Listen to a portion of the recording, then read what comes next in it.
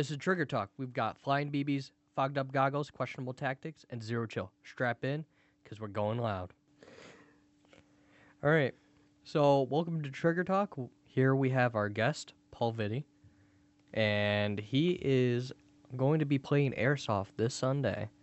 So, we got an exclusive interview with the Paul Vitti, president of Fulcrum, and to ask him some questions today. How are you doing today, Paul?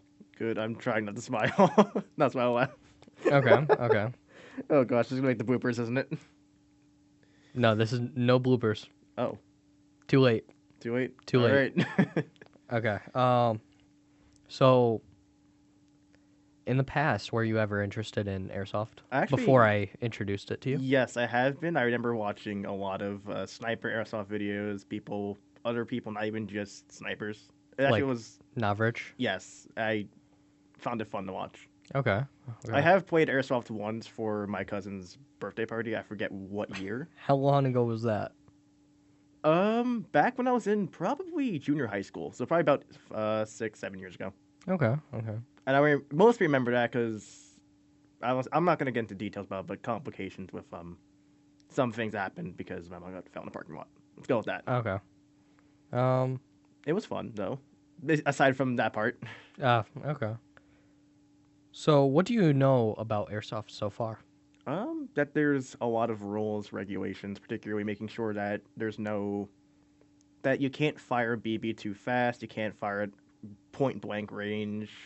You can fire it point blank. Okay, well not okay. Yeah, you can't be like 2 inches from someone's face and fire it, right?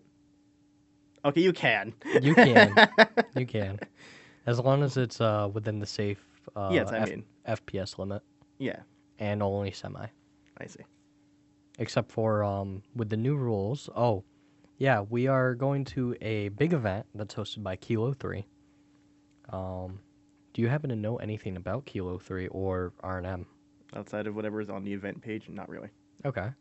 So just a little background knowledge. R&M is a airsoft field that we have here locally.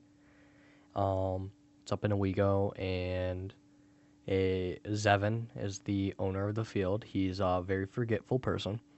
There's a tractor that he keeps on saying that he's going to remove that's still up there. It's been 12 years, Zevin. Yeah. I will send you this podcast, Zevin. Okay. And then Kilo 3 is our home team. It's Okay. basically like a football team that plays Okay. at their home stadium. Yeah, Kilo 3 is hosted here. And, yeah. I did not know that there's actual dedicated teams. I know there's like groups, but not dedicated like fields for teams. Yeah, so usually a dedicated, like, team is they, like, have one field that they like to play on a lot or are, like, local to. And then they go around the country playing other fields. And then every now and then, Kilo 3 comes back and they host a big event. Like, the one we're going to is Abyssal Attrition.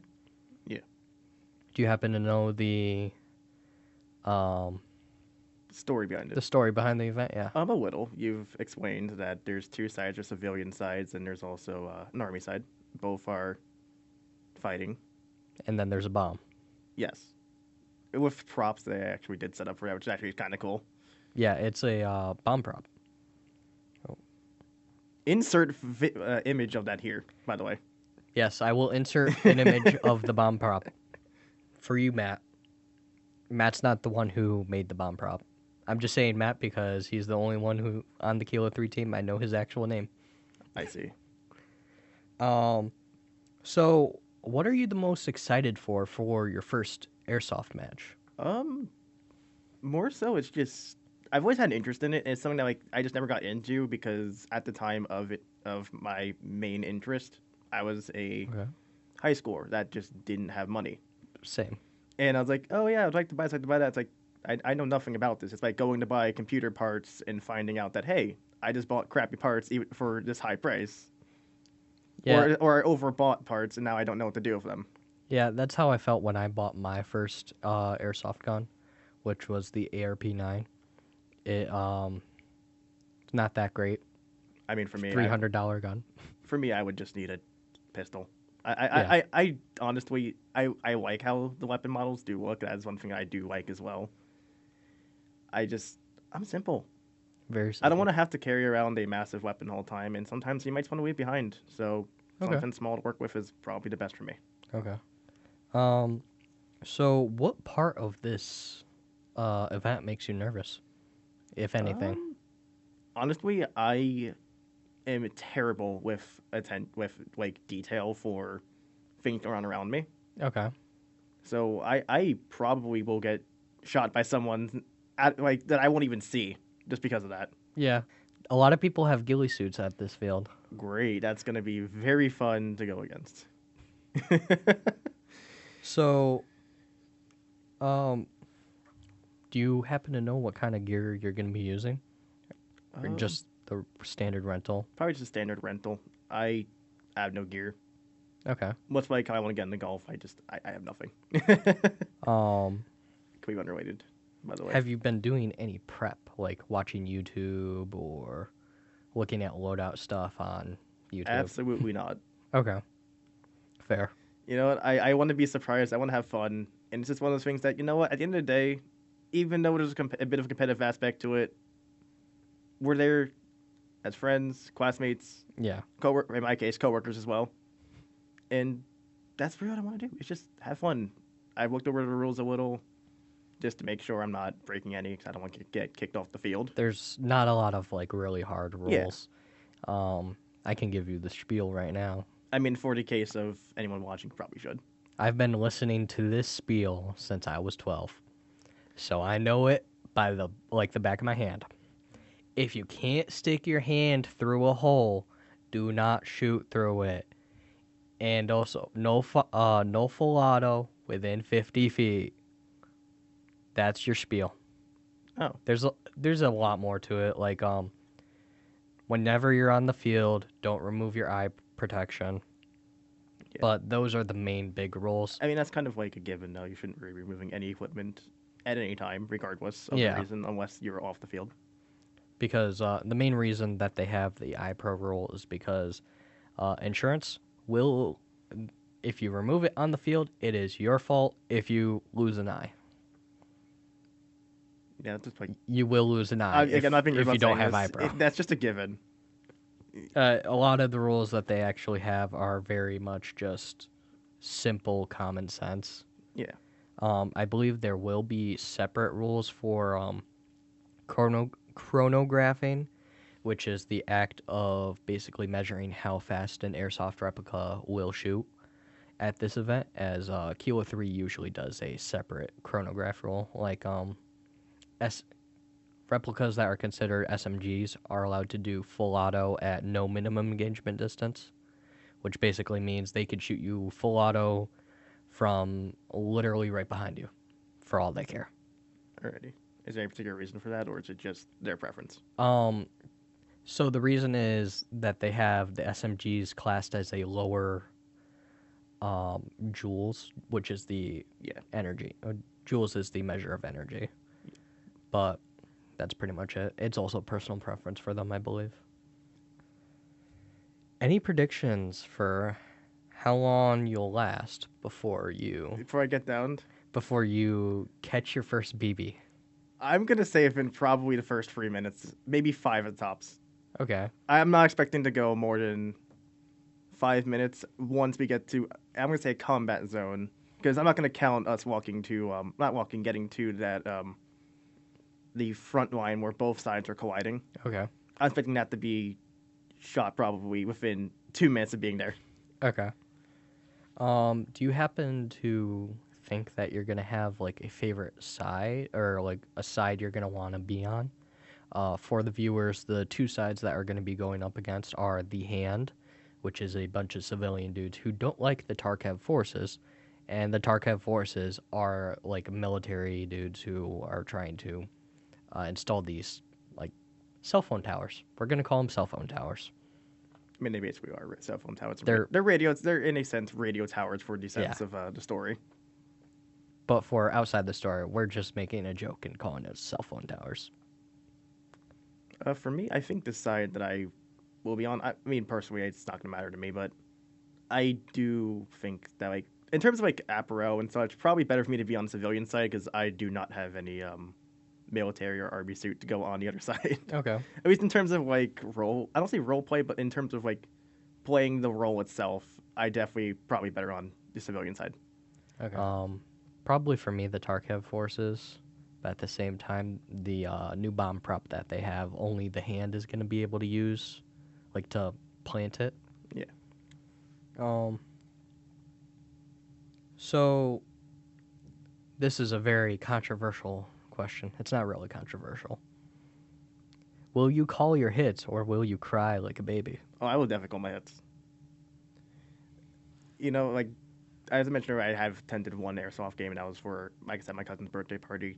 At the worst thing that happened during that was I got hit in the pinky and it caused bleeding. But for me, I've watched enough videos. At this point, it's like I might as well just be honest. Nobody likes a guy that cheats or doesn't call their hits. Yeah, especially because some of our more frequent players are going to be there, like HPA. Rifle, like me, which has a very high rate of fire. And if you do cheat, He will know. you will know. No, if you do cheat, I will come for you. 30 per second. I have 3,000 in my drum mag. Interesting. But I mean, with that, Free like ball. you can't like not miss calling your hits on that. Yeah, it hurts really bad once you get past a minute. I've had it happen to me once. Oh, jeez. Fun. So is there any particular like game mode you think you're gonna like?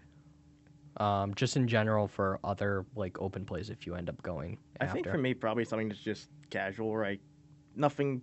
I guess nothing more similar to like playing Rainbow Six Siege or Search and Destroy, where you only got one life. That's all you get. Something that's just more like casual and team deathmatch with an objective-oriented mode Okay. would probably be better for me. So it seems, at least in my opinion, it seems like you would like the other open plays that we have throughout the year at R&M. Yeah, I mean, if I can get the time to, I will definitely consider Yeah, going. and also it's a lot cheaper for the regular open plays. It's only like 20 I mean, for entry. price is not an issue so long as it's not coinciding with so many other things I do got to pay for. Okay. So how are you feeling about this upcoming event? Like I said, I am very, very, very excited. It's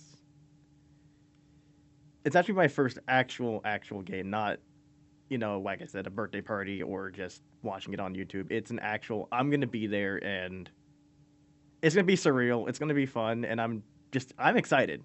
Regardless of the people I might meet, the people I'll be playing against, or even with, I'm just excited. It's something I've always wanted to do. And I've never had a time, just never had the ambition to say, oh yeah, I'm going to go find a field. Because any fields I've looked up Are like, an hour away. yeah. So the final is actually a field about 45, 50 minutes from where I live is, excuse my French on this. It is. So do you think after this event you may get into the sport more, such as like either buying your own gear or going to open plays more often? I would consider it. It's just one of those things that my parents don't see I don't see the fun in it, but they don't see the joy because unfortunately they like actual guns. So it's kind of like, oh well, why would you get a fake gun that shoots pellets? Make sure you get an actual gun that you can use. Like because maybe I want to shoot people and not go to jail for it. Yeah, yeah. Do you happen to think you would like to go to a bigger event? Like, for example, Milsom West hosts these like 100+ player games. Yeah. Or like I know there's one that they run in the summer usually that's over 1,000 players usually come to it. Probably not.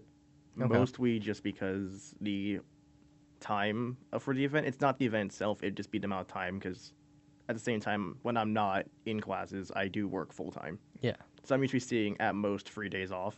Okay. In some cases, there's a chance that I could be have 2 days off, and actually we only have one because something happened. I have to show up, I have to get called in, or I accept that call in and go in. Okay. So more so probably smaller scale events that are not going to take multiple days and similar to what we're going to this weekend. Okay. Well, the event that we're going to this weekend is it's considered a Milsim Light. Yeah. It's very sort of similar to other Milsim games, but it's a 1-day event. Yeah, that's probably more better for me because at least I know, hey, I can get this day off guaranteed, and I don't feel bad for taking a whole weekend off. Yeah. There are some events that are like that around the country as well. Like I believe Ballahack. I don't know how to pronounce it. In Virginia, it's run by Swamp Sniper. Yeah. He does the. Have you ever seen the Revelations events? No. It's basically this like post-apocalyptic type thing, and it's really cool looking. I think you should watch that on YouTube. I'll definitely check it out. Yeah. Do you have any questions about the event itself, or? Probably not. D-Doc that for it should be more than enough to figure out anything and any other rules and questions I might have. And even then, I'll see at the events if I have any questions. I can always get those last-minute questions because unfortunately for me, whenever someone asks, "Hey, do you have any questions for anything?" Like after, I'm like, "Give me like 2 hours. I'll text you about it randomly." I'm sure Dean, he's the referee on the field usually, would be able to help you out if you have any questions. Yeah. Yeah. If I need, I definitely will, or I'll try to seek you out somehow. Yeah. If you're not on the opposite team, that is. Usually, you'll catch me around 1:30 getting my Chinese food. Yeah. I'm notorious on the field for getting Chinese food. I always get those goddamn Szechuan dumplings and some lo mein. Is it actually at the food truck that they have, or is that from? No, I just order it. Okay, you like to order. I've been ordering it since I started playing airsoft, and that's how I've just gained notoriety for ordering Chinese food. That is hilarious. So is there any sort of like funny stories that you can think of, like that you've maybe seen on YouTube or? I mean, there's always the notorious no photo in the building, and then yeah, that's always a great one to see. It's like, oh, that's not photo, and then just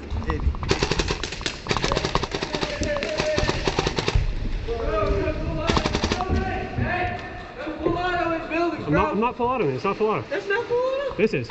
That's Filato. Damn, bro. Okay. Yo, that's not Filato, and then just it's Filato is just a dead extreme. That's always been a great video. So, have you ever? Do you know the context behind that, like the no Filato and building? Actually, no, I do not. So the context behind that is it's a CQB field, close quarters combat. Okay. And the dude who is using he's using a Polar Star. I'm not sure what exact engine he's using, but they have real crazy responsive trigger time or trigger response time. Yeah, that allows him to double fire. Yeah, that and also I believe he had a I forget what it's called, but it's like a dual trigger or something. I forget the exact the exact term. I think it was dual trigger, or do we keep it simplified? Yeah. Basically, when you have that enabled, it allows you to fire when you pull the trigger and when you release the trigger. Yeah. So you can get this crazy fast like firing speed. Especially if a fast trigger finger, and since it is sensitive, you're probably able to just pull that so fast you don't even. Yeah. It sounds like auto, but it's not. Yeah. But Polar Stars are notorious for having ridiculous rate of fire if you tune it right. Yeah. But that's the context behind that. I do believe I have a extra vest that I can let you borrow. You're gonna want it. Okay. You're not gonna want to wear street clothes. Yeah. Trust me. I mean, I'm probably gonna still bring like an extra jacket or something. I myself have played games where I'm in shorts and a t-shirt. And then you end up with bruises all over. Oh, I'm I still have scars from it. I know better. Because there was one time when I got there was a sniper in a bush. Oh, there we go. We lost feed for a sec. I'm gonna cut that out, guys. There was one time there was a sniper in a bush. that was shooting his sniper rifle. And for context, snipers have a higher joule limit than regular. Because they have to go higher feet per second. Yeah, and their minimum engagement distance, so how far you have to be before you can shoot at someone, is about 100 feet. I was about 2 feet in front of this man, and he was firing at somebody else, and I walked by as I didn't have a shirt on. Oh. So now I have a scar on my stomach. How far did that go, if I may ask? Like No, it was just an impact. It broke the skin. Okay. It broke the skin and went a little bit into like the actual flesh, but okay. So it's like getting shot close by an automatic, like very much like hand distance. yeah, it just and it hurt like hell. Yeah. I mean, it's gone now, but this used to be a little scarred actually right here. I Was it this believe finger? you can see right here on my arm. You can't see it in the camera. Yeah. I have like 4 little scars right there, all from airsoft. Fun. Well, is that all? I you think have? the last question I do want to ask though. Okay. Have you ever wiped out on field? What do you mean wipe out? Like fall and like No, but I do have a funny story. So one of my friends one time, I was walking down the field, and this man was like, he didn't know if I was dead or not, and then I raised my gun to try to shoot him. He shot me. And then he ended up tripping and breaking his ankle oh my gosh. on the field. Or no, he didn't break it. He dislocated his ankle.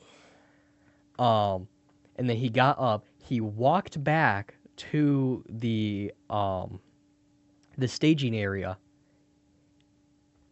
And I kid you not, this man he put his foot onto a table. Because I tried help. I was like, "Do you need help, bro?" And he was like, "Yeah, can you help me like get back to the staging area and stuff?" And I was like, "Okay." And I helped him back. He put his like leg onto the table, and he forced his ankle back into place. Wow. That is. And then about 10 minutes later, he started playing again. Wow. Yeah. Talk about dedication there. I think I'm out of questions or anything to ask or comment. Okay. So. Well, I guess that's all the time we have for today. Out of time, out of ammo. Stay frosty. See you next week, and hopefully we'll begin an exclusive interview with Zevin.